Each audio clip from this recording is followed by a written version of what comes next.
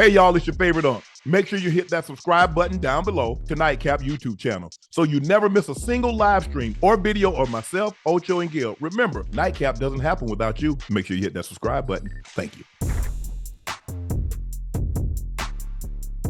Jeremy Fowler of ESPN posted a long article about Stefon Diggs and Buffalo Bills divorce. Doing this? This divorce did not come out of nowhere. Tremendous player, a team source said, but the offense didn't need him anymore. He's super smart, and if you sugarcoat it with him and you're not 100%, he'll see through it. And the source said Diggs' approach, and he remembers everything you say. You always have to worry about how he feels, as a Bill team source said. That worries on the locker room. Coaches and scouts on Minnesota staff during Diggs' tenure, they're often referred to Diggs' experience as a roller coaster on the field, on-field brilliance and off-the-field irritability that can elicit discomfort within the football building. It can be a lot. He might throw a helmet. He'll wear on your quarterback, but find me a premier receiver that is not a diva. Listen, Ocho, you played the position. I have a question. You were great at the position. Go ahead. We in week 5. Stefon Diggs now plays for the Houston Texans. Why does his name continue to come up with Mr. Fowler or anybody else that's a part of the Bills organization? Now you talk about you didn't need Stefon Diggs, right? Please tell me how they look when they played against the Ravens. Please tell me when Josh Allen couldn't put a Superman cape on and need a viable threat to go to when you're playing against a really good defense that might be top 3 in the NFL right now, I might add. Who did he have he can go to and say, you know what, I need you to get open right now, come hell or high water. I can't scheme you open. I can't help you get open. I can't put you in motion. I want to line you up. It's 3rd and 5. I need you to win for me right now. I don't want to play Superman. I just need you to go and get it. Out the mud, off the muscle. What happens when you don't have that? You can only scheme people open so long. This is no disrespect to the Bills receivers and what they have. I like what they have right now. I like it, especially Keon Coleman. He's a rookie, but he's not there yet. He's not there yet. Right. I like what they have, but still, Stefon Diggs is a top premier receiver, no matter what people may say, no matter what people may think. Look at the numbers that him and Josh Allen put up together in his tenure there. The first 4 years. Look at the numbers they put up. It's not a mistake. Of course you're going to be upset when he doesn't get the ball. Because you know what the first thing they do to you? When you don't have the stats, you don't have the numbers to go with the salary that you're making, that's the first thing they use against you. Well, if you look at your numbers, you're not putting up the same type of numbers now. We think it's time for you to take a pay cut. That's what we think. You know, so they use all this. Man, listen, man. Stefon Diggs is going to the Houston Texans. That's it. Stop bringing him up. I don't know why. I don't know why they continue to do so. He's already there. I just took a different approach. You talk to me, man. I was like, hey, talk to me. I was like, hey, I think the thing is like what bothered me is that they hadn't come to me early in the game. It's the 3rd quarter, 4th quarter, and they ask you, hey, what you like? No, don't ask me now. No. Remember how y'all say y'all was going to spread it around this week? He spread it around. Right. Because I'm going to walk upstairs and I'm going to knock on Alex's door on Monday and I'm going to get that check. Right. Don't ask me. You said let y'all do y'all job. I'm gonna let y'all do y'all job. Because if I'm doing y'all job, y'all don't pay me for this. I'm gonna make the same amount of money, Ocho, whether you throw me 12 balls or you throw me 1. Now, the likelihood of us winning when you throw me 12 greatly increases our chance. You. Come on now. Take your time. But I'm not finna be mad. I ain't throwing no helmet. I ain't tearing nothing. That's the same thing I said. The only time John really got mad at me is that when I needed 5 yards to get 1,000. Back then, tight ends didn't get 1,000 yards easy. I had 995 at the half. I had 6 catches for $115, $116, 2 touchdowns. We up 14 points. We lose the game in overtime. I ain't catch another pass. He said, "What?" I said, "Bro, I ain't never come to you and tell you." He said, "No, that's your job."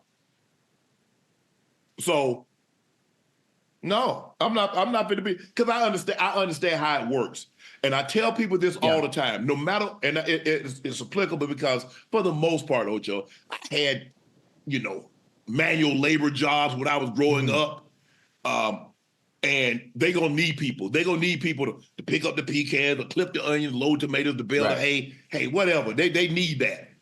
But when you work these people jobs, and there are other people out there that want those jobs, they're going to tolerate you until they can replace you. Always.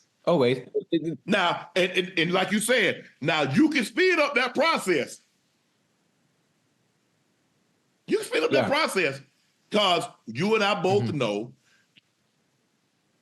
T.O. should have been a 1 helmet or 2 helmet guy. Yeah. That's it. That's how great he was. Same thing. The same thing with Randy. He should have been a 1 or 2 helmet guy. That's how great they were. And as great as they were, what happened, Ocho? They tolerate you. They tolerate you enough so they could. And the funny thing about it, even though you can't replace them, even still today, you can't replicate what they've been able to do from a production standpoint. But I understand what you're talking about as far as the business goes.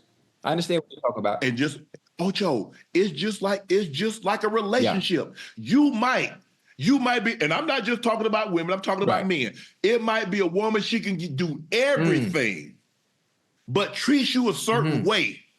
So even though she can cook, she take care of the house, she do everything that you might need, but she becomes a headache. It becomes a problem. It's the nagging. She doesn't give you the peace. And as soon as you find somebody to give you, they might not ever be able to do totally what she can do, you let it go. It might be a man. He pay all the bills. He do everything. You're like, you know what? I'm out of here. And she gone? She gone. Now I don't know about that scenario right there. A woman leaving the man that's paying all the bills and going to somebody else that ain't gonna do that. I don't know about that one. I tell you what, she'll do something behind his back until he find out, and then he'll get rid of her. Well, that is true. But they will play that. That's They'll give you a reason to get up out of there. So, as a team, you heard her. She's about Unc preaching tonight. So, as a team will say, you know what? Yes, we're not going to find anybody to give us those numbers, but I'm not finna deal with this no more. I'm not dealing with this anymore. I'm not finna keep begging you to act a certain way. I'm not going to ask you to keep doing this. We done. Hey. And then, because here's the thing, Ocho, if you have a great, let's just say, T.O. should have been able to get 2 or 3 more years just based on what he had done in his previous 12, 13 years. Just that alone should allow him to say, you know what? Hey, you know what, T.O.? We can't pay you the money that you normally get, but here you go. Bro, we need you to be the 3rd receiver. We're going to shoot you $3, $4, $5 million a year. Same thing with A.B. Man, look how talented A.B. was. There ain't no reason A.B. shouldn't be in the league. None whatsoever. But you see what happened in Pittsburgh and you see what happened in Oakland. But I think the fans did A.B. a disservice because when he was posting everything and they was like, A.B., yeah, you right, A.B., you right, A.B. Ooh, A.B., let A.B. free. Bro, stop this, man. Y'all see the man being destructive to himself. Why would y'all egg that behavior on? Tom threw him a lifeline. I guarantee you, there ain't 10 guys that got feet better than AB right now in the NFL. Hold on, it ain't no AB in the NFL right now at all, and that's no disrespect to the talent that's there right now. That's no disrespect to the top 5 right now. Ain't no AB, ain't no Antonio Brown out there. Now it's different now. And ain't no AB out there.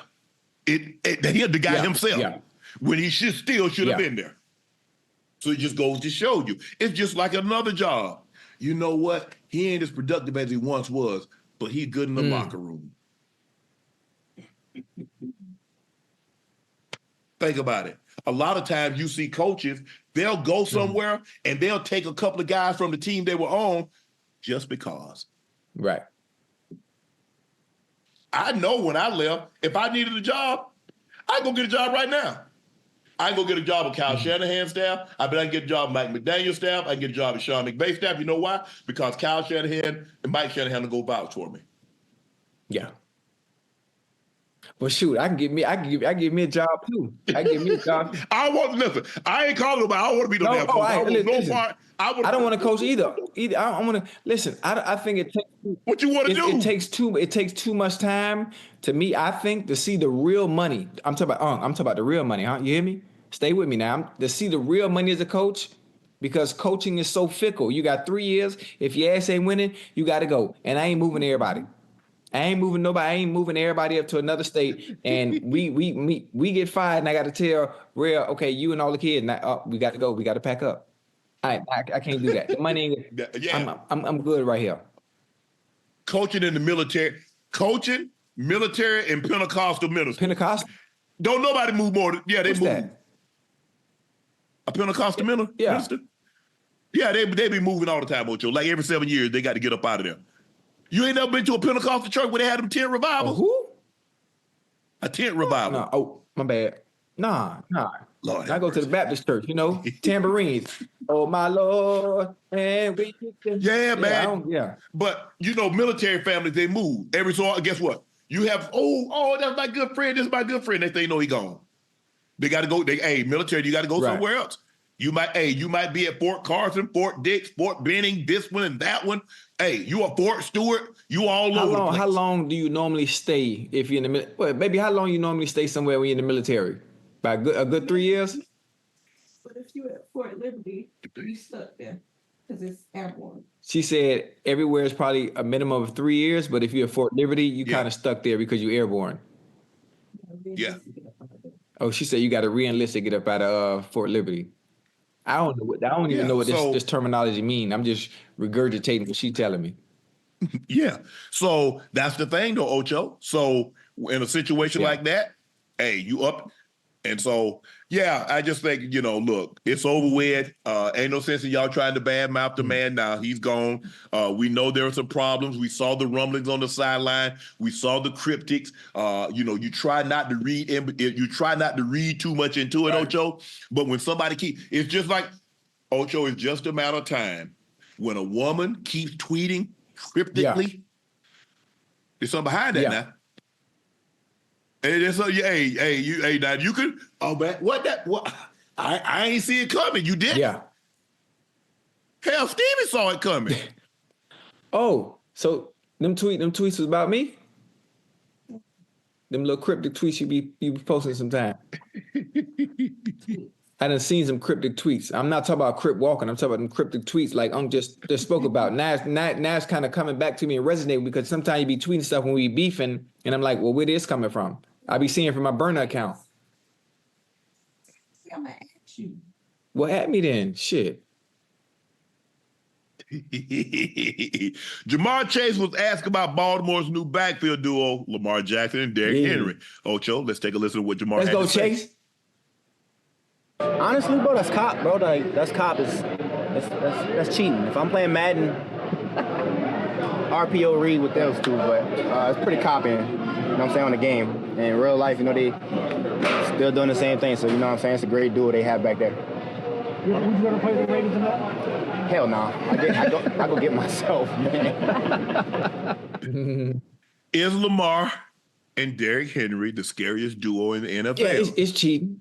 It's cheating. I mean, just honestly, from an offense perspective, unless you have the personnel and in the front line and the second level to be able to deal with that, and players that are sound and disciplined with gap responsibility and understand where they need to be in their fits and good with their hands and at the point of attack. That if you are sound and disciplined defensively, then you really don't mind having to play against Lamar Jackson and Derrick goddamn Henry. But the duo itself in general and what is known as a passing league now is scary. But what happens when you stack nine in the box though? Huh? What happens when you have a front line that's stout? That's stout, where ain't nobody moving. It's a different ball game. It's a different ball game. But you got to be perfect every time. Because the one time you try to cheat, now Lamar comes up. That's why I said discipline. That's why I said you got to have that discipline. The one time you don't get to where you're supposed to be, that crease, Derrick Henry hits his head on the goalpost. Yeah, like he did last week. We don't see it. I don't know when that game is going to happen. Listen, right now, if I'm not mistaken, I think the Bengals maybe 27th against the pass, maybe 30th against the rush. I'm not sure. Even though the stats look like that defensively for them, that normally the games against the Ravens, they're close. Sometimes, obviously, I think Lamar Jackson's 4-1. Yeah, 4-1 against when him and Joe Burrow have gone head to head. Really 3-1 because one of those games Joe went out. So where Browning had to come in and take over. I'm hoping the game is good. I'm hoping it's close. I hope the defense shows up a little better because it's a division game. I'm thinking it can be a little better despite the records and the way we've been playing defensively. I don't know, but you're gonna see a game. You're gonna see a team that the Ravens are gonna play. It's probably not gonna be a division opponent. It might be the Steelers. It might be the Browns. With all that running and all that RPO, it just ain't working because them boys coming downhill. Them boys coming downhill. Hold on. The general rule is, Ocho, I got to stop the run because if I can't stop the run, now I can't stop the play action. Yeah. I can't let you be. I got to stop something. Damn. I mean, Ocho, the thing is, I'm trying to stop you from robbing my house. I either got to close the window or shut the door. I can't leave them both open, Ocho. I'm inviting somebody to come in. Hey, that's a good one. Oh, that's a good one. So I've got to stop the run, or if I don't stop the run, I can't stop the pass because they're going to play action me to death. And I don't care. There's a reason why teams have gone to that two-shell. Because they say, we're going to make you run the football because the only way you can make us come up out of it is to run us up out of it. And there are very few teams that have the running backs to run you out of cover two. Baltimore has a guy that can run your ass out of cover two. Listen, if you don't catch him going east and west, and you let that joker go north and south, man, shoot. But I'm gonna pray for you. That's why you see what they've done. Now they've got his heels at 8 yards. They either toss it to him or they hand it to him. They let it because he's a long strider. So you put him 4 yards. No, let him open up. Let him when he get to the line of scrimmage. That's 8 yards. So now. So now when he hit a hole, first of all, if you don't make him change his direction, make him change his feet. So you just let him go just like this here, and you don't make him check his feet, we call it checking his feet. Just like the same thing we do with a returner. If you don't make him check his feet, you just let him hit it on a dead run. Okay. I don't want no part. What happened? Then you go to the Ocho, you take your helmet off, you go to okay, what happened? Did you get on? Nah. Nah. Hey. What happened? He hit his head on the goalpost. I can't imagine playing corner and that guard pulling, and they have that toss with Derrick Henry, and you the corner out there, and the guard coming, and you suppose you can't cut the guard no more, so you got to take the guard on and do whatever you can. And man, listen, man, I don't want no part of that. I don't want no part. You talking about making a business decision? Shh. Boy, you can have that.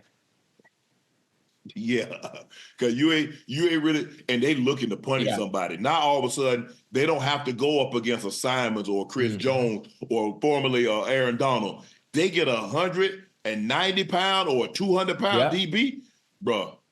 I ain't gonna even lie to you, boy. They trying to flapjack you. They trying to run you smooth over. They trying to make roadkill out of you. They gonna do something bad to you. they coming out there with bad intentions. They tried to put that helmet on you. Every time. So, hey, Ocho, you're like, damn. Hey, somebody get this man, get it. Hey, I'm gonna get in the way. I'm gonna dodge over here, make him go over there, make him go over there. I ain't really trying to take him on now. Come on, man.